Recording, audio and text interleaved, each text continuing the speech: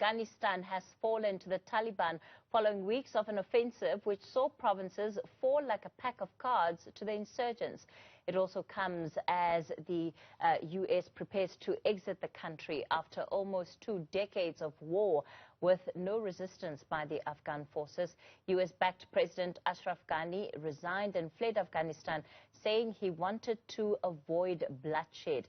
Well, let's make sense of some of the developments. They were joined by Associate Director of Women's Rights Division and former Afghanistan researcher at Human Rights Watch, Heather Barr, an honorary professor of international relations at the University of the Witwatersrand John Stremlau. Good evening to both of you, and thank you so much for your time. Heather, perhaps let me kick it off with you. Just watching the developments coming out of Afghanistan over the past week, what are your biggest concerns in terms of where the situation is right now? Well, you've caught me at a bad moment because just in the last 15 minutes, we've had a bunch of different bad news. First, a friend who was at the airport said that the Taliban have been beating and shooting people at the airport. We haven't been able to verify this yet, but that's really alarming news. And then there's news about the Taliban burning a women's sports center and a new rule that people are not allowed to leave the country without permission from the Taliban. So, as I said, I haven't been able to verify these things yet, but this is part of a kind of growing cascade of indications that the transfer that felt tragic, but at least fairly free of bloodshed may not be staying that way. So this is a really devastating moment for all Afghans, and particularly for women and girls. Professor Stremlau, was it inevitable that things were going to go this way, that an exit by the U.S. from Afghanistan was always going to be chaotic? Or is there a serious conversation to be had about how this entire process has been managed? There's an awful lot of recriminations in the U.S. press today, and commentary is very much critical of Biden. But the blame for this misadventure goes very deep into the history of the U.S. 20 years of involvement in the Afghanistan situation.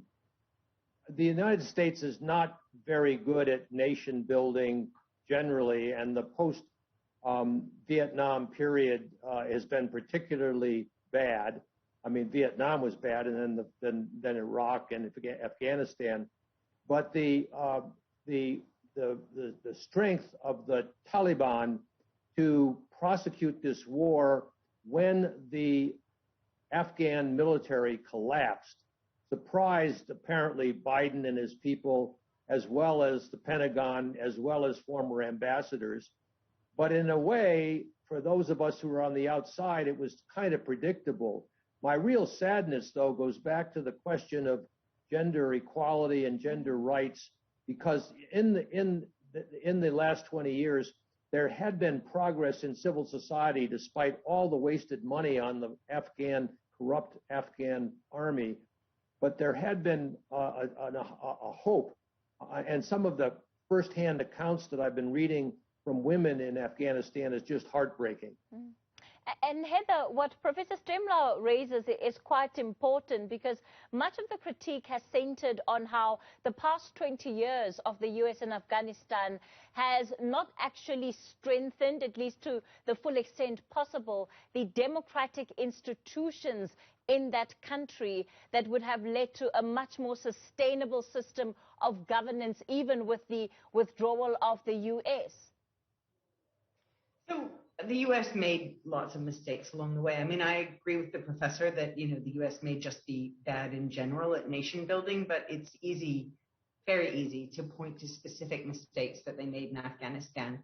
They refused to accept a surrender from the Taliban. They partnered from the beginning with, known human rights abusers just because they thought they could deliver as local power brokers. They crushed efforts at transitional justice, which is obviously an issue that is very relevant for South Africans. And they fed a lot of the worst tendencies of the Afghan government. I mean, the corruption that the Afghan government is so known for was not created solely by the Afghan government. The way that the U.S. financed programs and splashed money around, and the way that some U.S. companies took advantage of that as well, is part of that picture. So, yeah, I think, and I also want to make the point that you can feel however you feel about this war. Personally, I protested against it in the days after 9/11, without feeling that it's acceptable to have a brutal and rushed departure, which is what this has been. There's no way that this couldn't have been done better at this last moment, with giving people a bit of time to figure things out, the U.S. taking some time to make sure that people who needed to flee could be safe and do so. This is well on its way to being a shocking humanitarian disaster, which the U.S. will have to wear.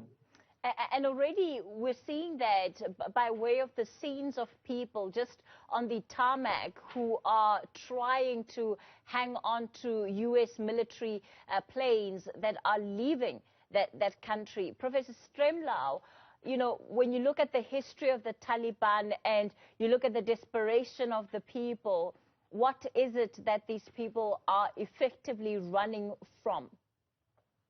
Well, they're running from a very cruel and very tightly controlled and violent tribalism that is rooted in the politicization of Islamic law. We teach gender rights in my department at the International Relations in WITS. Some of my best students when I was active in instruction were Islamic Democrats. This country has been built with the help of some very, very important and courageous Islamic Democrats.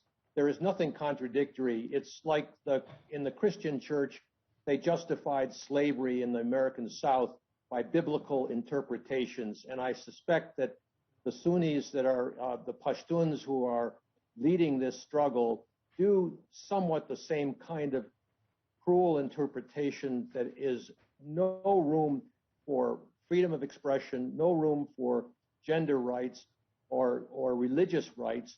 It's going to be extremely brutal, as it was in the 1990s. The only difference probably will be that where in the 1990s there were only 3 countries in the world that recognized the Taliban regime, that is Pakistan, Saudi Arabia, and the United Arab Republic.